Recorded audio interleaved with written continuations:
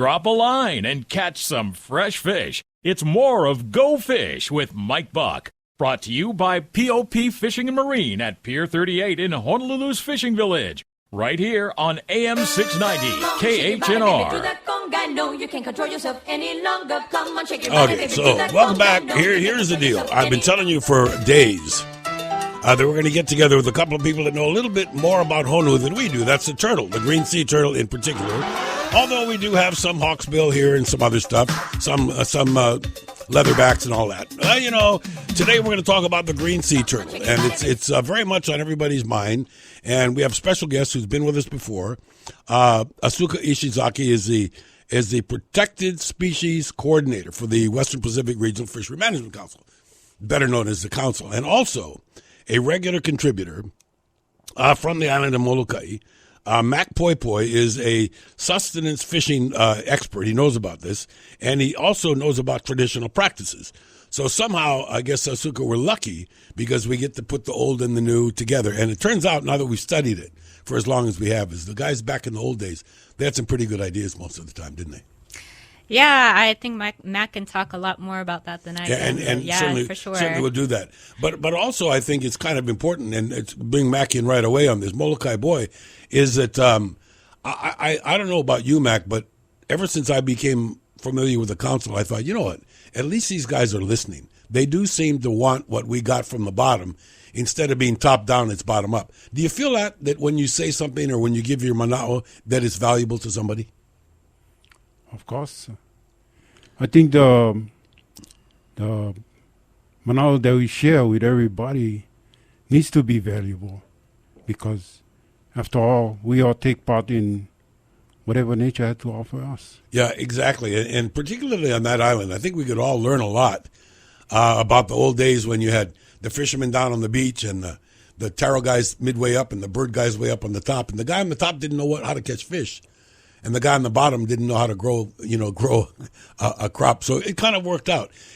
In some respects, is it still working that way on that island? In a lot of respect, it is. We have people that farm, that just do farming. We have people that just do fishing. And we have people, just like me, we do all of the above. Yeah. And it's a really pretty neat lifestyle because we get to share not only our goods, but get to share our knowledge and really get a feel of what is really happening out there in our environment and what's going on with nature. Good. And to that point, gang, that's what we're going to zero in today. We're going to zero in on the turtle. Asuka, a lot of people, since the last we met, and talked about your job as the, endangered species person or the threatened species person. There are a lot of people that were sitting on the edge of their seats hoping that the ban would be lifted and we could go back and catch some green sea turtles. You found out a lot of stuff interestingly along the way. That's not happening now. Not to say it's not going to happen in a bit, but we'll sort of explain what's happening now and how people can contribute. But let's talk a little bit about that valuable input that you get from guys like Mac and others in the hardcore studies that you need to do about these animals, particularly the turtles. Yeah, I think especially with green turtles around Hawaii, we have a lot of areas that researchers can't get to. The eyes of the people who are in the community and out in the water are certainly valuable, probably not as valued as much as they should. A lot of the research are conducted by folks like NOAA Fisheries and others who are in the academics, who are in the government. But really, the community should have a lot of input and a lot of, use their eyes and ears while they're out there. What have we sort of learned in the last decade or so about our population of green sea turtles? Is it a migratory animal? Does it all come from the French frigate shoals? Do we have our local resident population? Is it something like the ahi?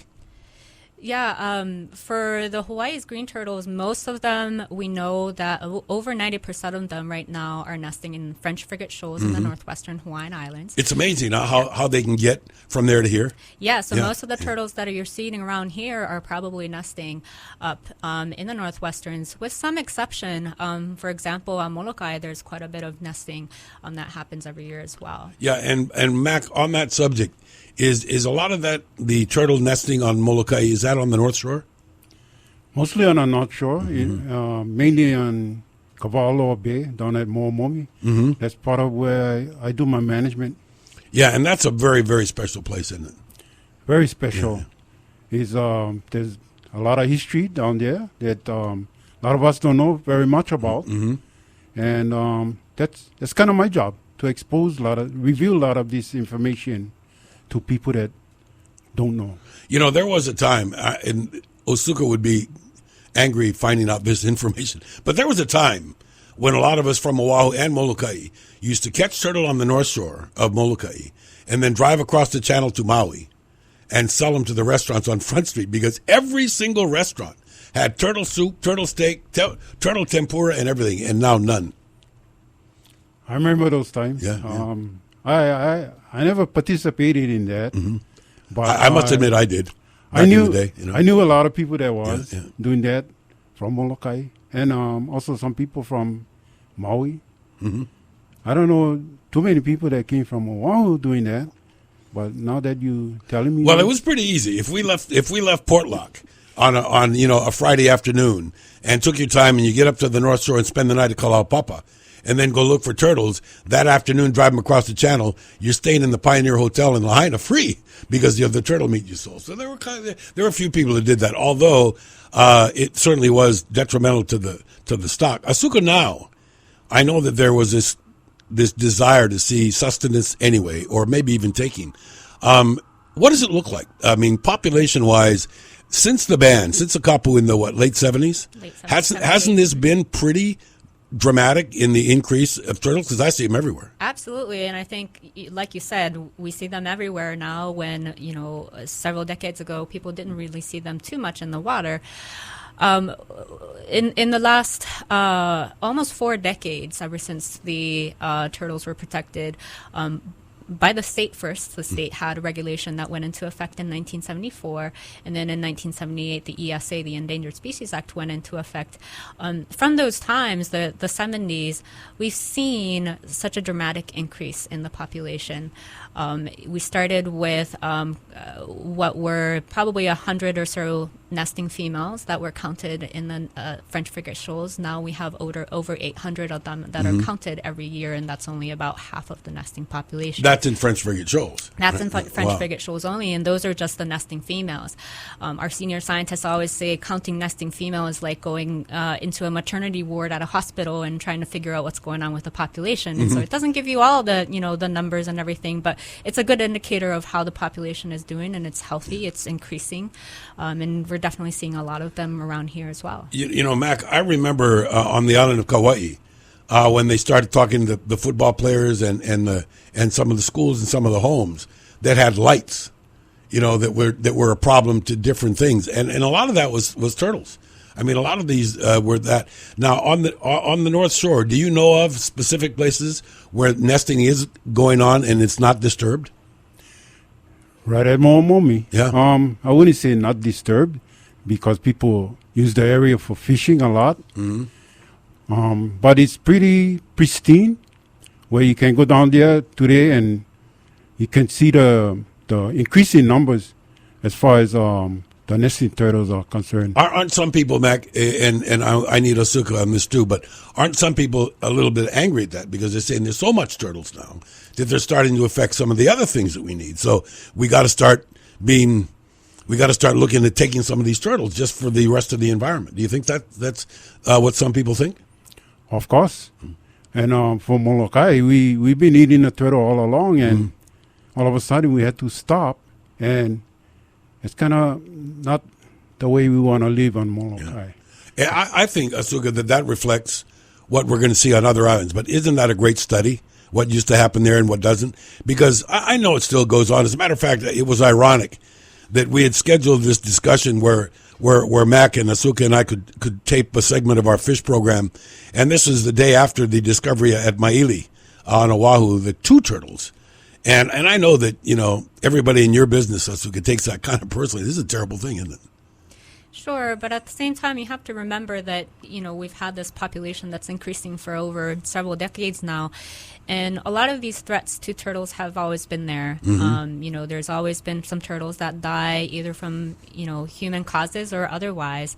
And even with those included, we've had a population that's increased dramatically at a pace that nobody ever expected. Scientists have found that some places in the foraging areas, turtles are looking to be quite poor condition, health condition-wise, which probably means that in some foraging areas, probably not all, but some foraging areas, we've definitely reached carrying the food. capacity.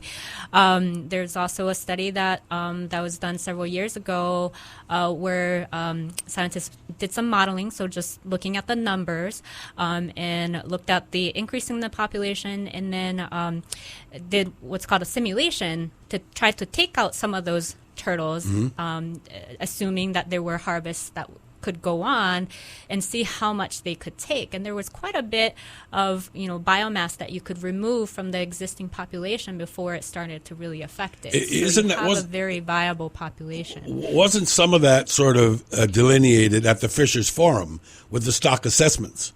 Because if you take a look at this stuff, it's amazing how these young kids and these computers can figure this stuff out for us, isn't it? It really is. So it's a lot of that modeling. There's a lot of uncertainty. There's assumptions that you make and assumptions that you forget about.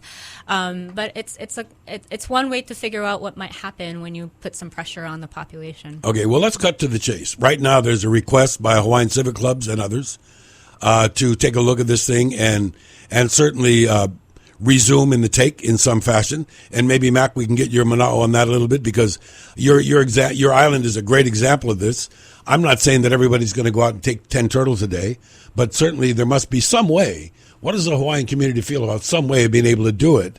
It's sort of a right, and if the population is there, what's to stop us from being able to eat turtle again? I think the laws are a little bit too harsh, for one thing. And I think the studies that have been done, it's not very accurate. You might want to consider getting together with the fishermen like me, and all the fishermen that do, fishing on Molokai, because what we observe, and I'm not trying to make up no story here, that the turtle population is very high.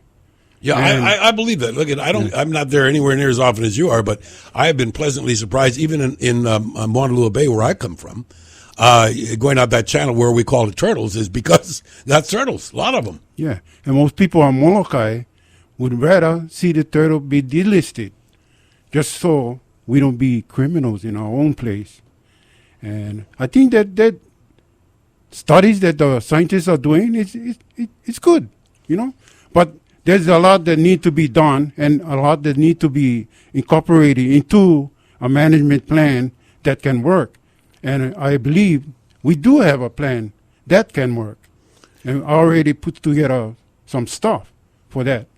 Okay, well, let's take a look, Asuka, at the study that was done that would have indicated scientifically that there's reason to take a look at some of this. I know that that it's certainly not a done decision, but this proposed decision is talking about a DPS. What is a DPS, for those who don't know? So a DPS is a policy term under the Endangered Species Act that if you have a distinct and significant population, you can call it a DPS, and you can manage that separately from the rest of the population. Right.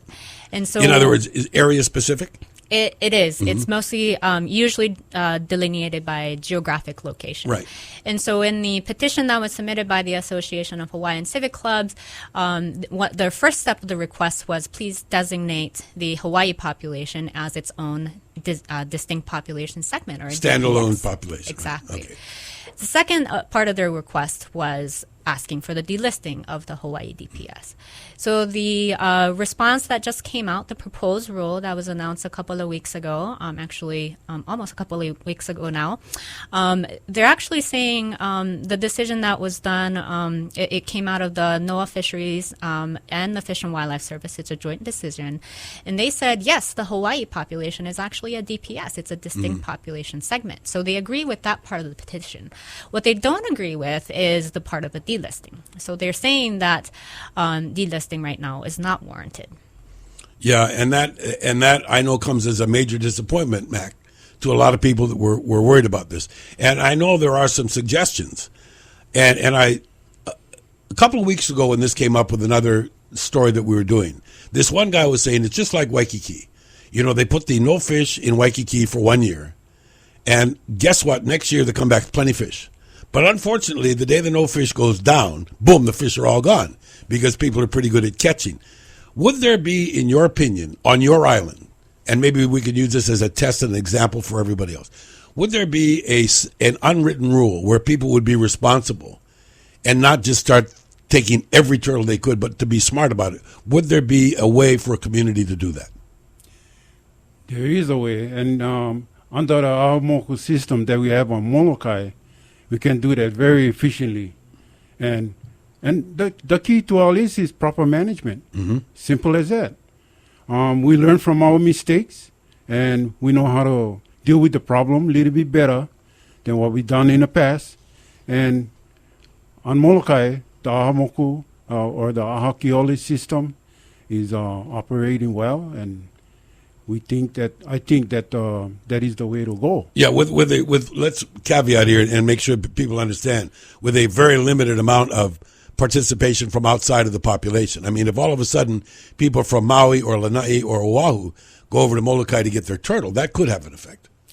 I think we better stick to our own island, because Molokai, we're very protective of our resources, and I don't want to get too deep into that, but yeah, if we sow what we plant, reap what we sow, then we need to keep that in mind, that you don't go to somebody else's garden and pick what they planted. Okay, now, Asuka, I know that this is a much separate issue that deserves its own platform, and we'll have it. But when it comes to this, would studies specifically show, if it were to be delisted, at what total allowable catch there might be in order to continue this resident population at its current numbers? The study I mentioned earlier, where they did some simulations, looks into that. But I think ultimately there needs to be a management plan that gets developed, and at that level, it needs to be decided at what sort of harvest level would be appropriate if there's going to be harvest, and then what mechanism would be used to be able to do that. Who are the stakeholders that would have to sign on? I know that NOAA plays a role. I know that fisheries plays a role. Who would have to sign off on this, saying, okay, we're going to go for a limited take in a trial area to see if it can sustain its population? Probably the most important player would be, from a jurisdiction standpoint, it would be state of Hawaii, because natural resources... DLNR, right? DLNR. Yeah, and... so they would really have to take that step of creating the management plan, but ultimately communities really have to be involved. There could be different management that occurs on different islands, and so everybody has to be involved in the end. But right now, with this NOAA Fisheries and Fish and Wildlife Services proposed decision to say that they're not going to delist at this time, it's kind of up in the air as to whether this discussion will happen. See, my concern is that the decision has been made, and so no matter where you meet, there's going to be a lot of pretty antagonistic or angry people that were expecting this. In other words, you can't tease people for a long time and say we're going to do this and then not do it. So what do you think was the straw that broke the camel's back? What would be the final scientific reason why they decided not to delist? So they say in their decision that, so for one thing, they looked at the number of population like we were talking about earlier. The number is increasing. They looked at that same information and said there's actually 0% chance that the population is going to decline in any substantial amount in the next 100 years. So by looking at just the numbers of the nest, they say there's 0% chance that they're going to become extinct. But then they started looking at all the threats and things of that sort, and they said two main things. One is that the nesting in Hawaii is relatively narrow. The main, nesting areas in French Frigate Shoals, 96% of the nesting occurs there. So they're saying it's like having all the eggs in one basket. Sure. So they call that a threat. Asuka, the big thing would be, and I don't know if we've ever talked about this, I don't think so, is that we're doing our thing over here. But what happens over there is pretty environmentally important to our fishery and to these turtles. If something happens there outside of our control, no turtles. Right. And so what they're saying is, so the population's all over there, the nesting population, and with the climate change and potential sea level rise, they're saying that there could be one catastrophic event that could wipe out the French frigate shoal's nesting area, and then what happens? Yeah. So there's a lot of uncertainty, and so ultimately they use that as a justification not to delist. Okay, so Mac and the boys on Molokai would say, all right, if that happens in French frigate shoals, come over here. Come to Momomi Beach. We'll take care of you. You know, so therefore, Mac, I know this is probably maybe for some going to be a pretty bitter pill to swallow. So what I want to make sure that people understand is this fact-finding mission that's going on in these meetings, how important it is to use decorum, to come there with an open mind, and to really share instead of like sometimes there are a couple where people from the mainland, they get yelled at, and pretty soon they think, oh, geez, these people, we're not going to get any communication from them. How important is it for everybody? And I know we have a separate issue about island and island, but just on this turtle subject, how important is it to have people like yourself and others attend these meetings and voice their concerns? We all need to attend the meetings to voice our concerns, but I think the people that run in these meetings need to understand that they need to respect the community's manao. A lot of times they hear us, but nothing is done about it. They already got their minds made up. So for me, I would rather see management be handed to the people, where we can determine what we want to do with the turtle population and how we harvest and how we manage, because the key is really the management. A lot of times, the people on outside islands, they forget that they destroyed a lot of the habitat for the turtle. So maybe that's probably the biggest reason why we don't have that many turtles anymore. On Molokai, we never see too many changes with the population. Mm-hmm. It's still the same, regardless of all that turtle that they harvested during the 70s, the early 70s, the 60s. For sale on Maui, the turtle population jumped right back, and we have too much turtles. Yeah, and you know, that being said, Asuka, I do know that the way that you gather information now and take readings, that it would be pretty easy if there is going to be a decision made where we can try this in some place. Wouldn't it be easy to sort of monitor it if it was going to be tried down the road?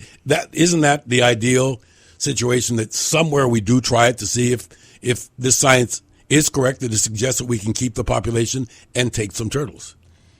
That would be one way to go. Right now, the law wouldn't allow doing something like that, unfortunately. And so that's, what people need to start voicing their opinion on. If you disagree with the decision that, the NOAA fisheries come up with, or agree with it, you have to start voicing those opinions. Now's the time to start those discussions. Okay, we know that we have a fragile thing with regards to the breeding, and we know how tenuous that can be. But we also know that we have a lot of turtles.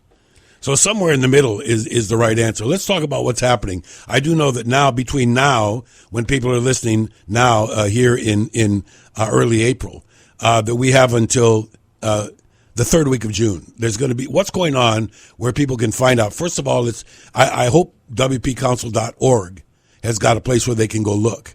But let's talk about this. What are these meetings? When are they going to be? And what should people bring to the party? Yeah, so we definitely have information on our website, WPCouncil.org, as Mike mentioned. The main thing that's happening next week is there's going to be a public hearing on Oahu on the 8th, Wednesday, from 6 to 8 p.m. Okay.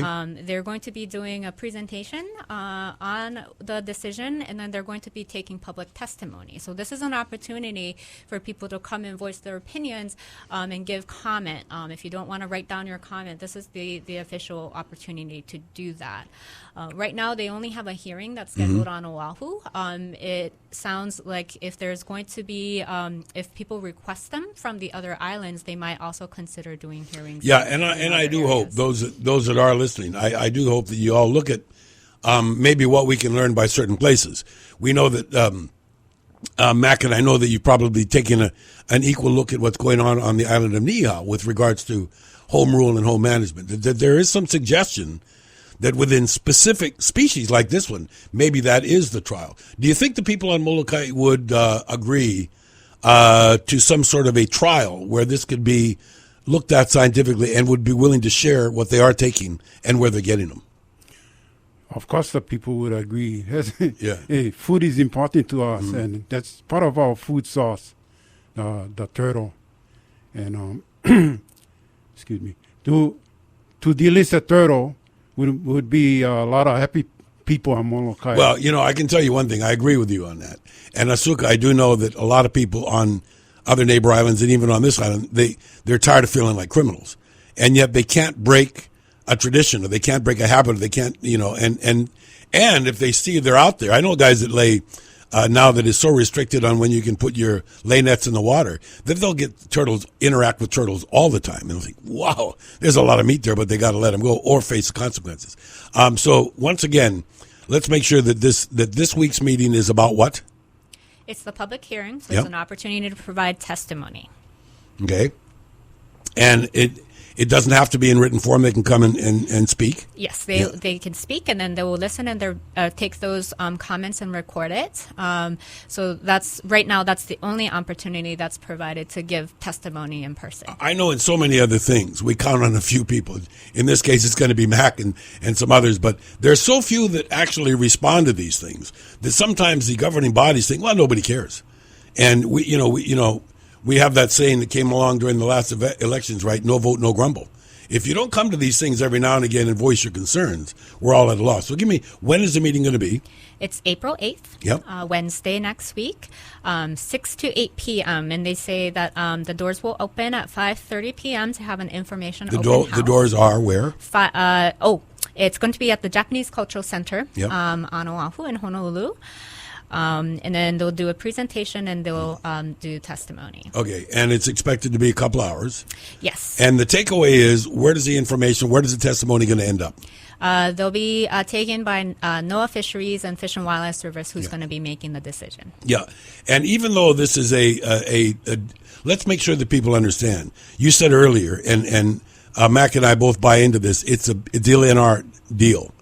But the DLNR, although it's a tough, strong body at the state level, they get trumped by the feds with regards to, an endangered or protected species. Right now they do. As long as they're protected under the ESA, the federal government has a lot of authority over them. That's not to say that there's not collaboration going on, but certainly until delisting occurs, then state really doesn't have the full authority over those turtles. Yeah, and that's in some respects, Mac, where I want to end up here. That the more information we give at these meetings, the more likely that the feds are going to be given a better picture of what our fishery is like, so that they will say, all right, well, look, in the case of this species in your place, we'll allow the state to make the decision on delisting or managing. I'm thinking that the Hawaiian community might probably think that's a step in the right direction. It is. I think the state need to listen to the people, though. A lot of times they tend to swerve away from what we actually want to do, and we need to stay focused on this issue. Yeah, that's a very good point. I want to thank you for flying in from the island of Molokai to join us today, Mac. Appreciate it. And Asuka, always a pleasure. Let's make sure people know one more time. This is they can go to WPCouncil.org. And where will they click to find out about this meeting? You go to the news part of the website, and you'll find some information there, and you can link through there. And by the way, fishermen and people who love fish, make that site something that you check off, and I love it. Okay, we'll be back in next time. Meantime, if you want to hear something on the show, you know what to do. Drop me a line, the Mike Buck Show at AOL.com. The Mike Buck Show at AOL.com. And remember, that meeting is going to be on Wednesday night from 6 to 8 at the Japanese Cultural Center. And if you want to talk about this honu, this green sea turtle, now's your chance. So go to WPCouncil.org and check it out. Our thanks to Pacific Ocean Producers and the Western Pacific Regional Fishery Management Council. You guys have a great rest of your weekend. We'll see you on Wednesday at the Japanese Cultural Center. Aloha.